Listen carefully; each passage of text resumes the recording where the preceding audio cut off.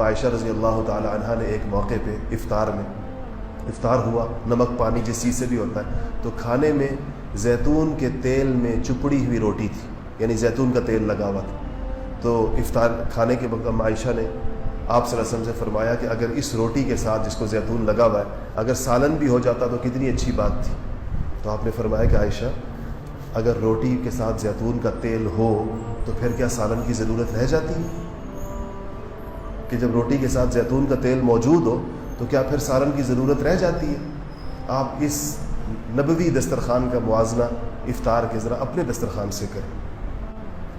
اور اس کا نقصان کیا ہوا ہے؟ 2 نقصانات ہوئے ہیں۔ ایک تو رمضان المبارک بھوکا رہنے کا، بھوک کی مشق کرنے کا مہینہ تھا، وہ بجائے بھوک کی مشق کرنے کے عام دنوں سے بھی زیادہ کھانا کھایا جاتا ہے، عام دنوں سے بھی زیادہ خوراک کھائی جاتی ہے۔ ہمارے گھروں کے اندر عام دنوں میں اتنا اہتمام نہیں ہوتا جتنا رمضان کے اندر کیا جاتا ہے، اور ہم اس پہ خوش ہو رہے ہوتے ہیں۔ ہم کہتے ہیں مومن کا رزق وسیع ہو گیا ہے، اور اس رزق کی وسعت کی یہ سارے دلائل ہیں کہ دسترخوان کے ایک کونے سے لے کے دوسرے کونے تک چیزیں بھری ہوئی ہیں۔ رزق کی وسعت سے یہ مراد نہیں ہے کہ افطاری کے موقع پر اتنا کھایا جائے کہ کبھی پورے سال میں کبھی نہیں کھایا ہوتا۔ اس کا نقصان یہ ہوتا ہے کہ ایک تو مردوں کو نقصان یہ ہوتا ہے کہ وہ جو مشق نفس کی جو پریکٹس ہونی چاہیے وہ نہیں ہوتی۔ خواتین کا نقصان یہ ہوتا ہے کہ ان کا وقت اسی میں گزر جاتا ہے، وہ اسی تیاری کے اندر، کھلانے پلانے کے اندر ہی۔ ٹھیک ہے، جو بھی تیاری خاتون گھر کے اندر کرتی ہے اس کو ثواب ملتا ہے اور سب کے روزے کا ملتا ہے، لیکن اس نظام کو اتنا نہیں پھیلانا چاہیے کہ وہ عبادات کی پوری جگہ لے لے۔ اور یہ اسی وقت ممکن ہے جب مرد اس بات کو طے کریں کہ ہم سادگی کے ساتھ افطار کریں گے۔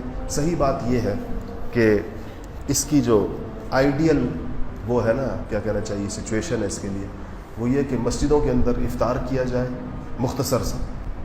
مسجد کے افطار کے اندر بھی لمبی چوڑی چیزیں اس لیے نہیں ہونی چاہیے کہ اس سے ایک تو اللہ کا گھر ہے، گندا بھی ہوتا ہے، چیزیں گر جاتی ہیں، بچے ہوتے ہیں، کبھی کیا گر رہا ہے کبھی کیا گر رہا ہے۔ دوسرا اس کا مقصد حاصل نہیں ہوتا۔ آپ کو پتہ ہے کہ مغرب کی نماز مسنون ہے کہ اذان کے فوراً بعد کھڑی کی جائے، یہ سنت ہے۔ اچھا، ایک تو ہم سے وہ سنت چھوٹ جاتی ہے، ہم 15 20 منٹ دیر سے نماز پڑھتے ہیں۔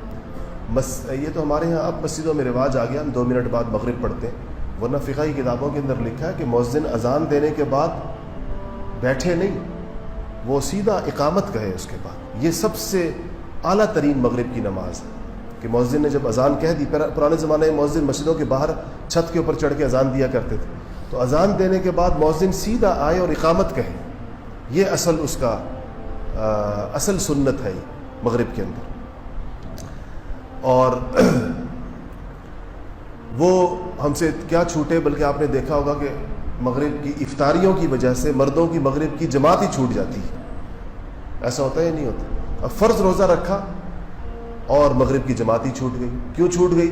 وہ افطاری کے اہتمام کی وجہ سے چھوٹ گئی۔ آخر اتنا کچھ بنا ہوا ہو تو اس کے ساتھ انصاف بھی کرنا پڑتا ہے، ایسے چھوڑ دیا جائے تو کیسے؟ وہ جو اتنی بڑی تیاری لمبی چوڑی ہوئی ہے۔ اس لیے اگر افطاری کی جائے کھجور سے، پانی سے یا نمک سے تو یہ افطاری انسان کی ہو جاتی۔ اس کے بعد ہلکے پیٹ کے ساتھ ہی مغرب کی نماز پڑھی جائے اور اوابین پڑھی جائے، اور وہ بڑا مبارک وقت ہوتا ہے، اس کو اطمینان کے ساتھ پڑھا جائے، اور اس کے بعد پھر جو کھانا ہے سادہ سا ایک سالن بنایا جائے یا ایک چیز بنائی جائے، اس کو اگر کھا لیا جائے تو کتنا اچھا رمضان ہوگا، مقصد رمضان کا حاصل ہوگا۔ اور سحری کو تھوڑا سا وقت سے 15-20 منٹ پہلے بند کر دیا جائے، اور یہ آخری 15-20 منٹ دعا کے لیے خالی کر دیے جائے۔ اور افطاری کے وقت کے اندر بھی خواتین کو اس بات کا وقت دیا جائے کہ وہ 15-20 منٹ پہلے افطاری کی تیاری سے فارغ ہو جائیں، اور یہ آخری وقت وہ بھی دعا کے اندر شریک ہو جو وقت دعا کا ہے، جو عام طور پر ان کو دعا کے لیے نہیں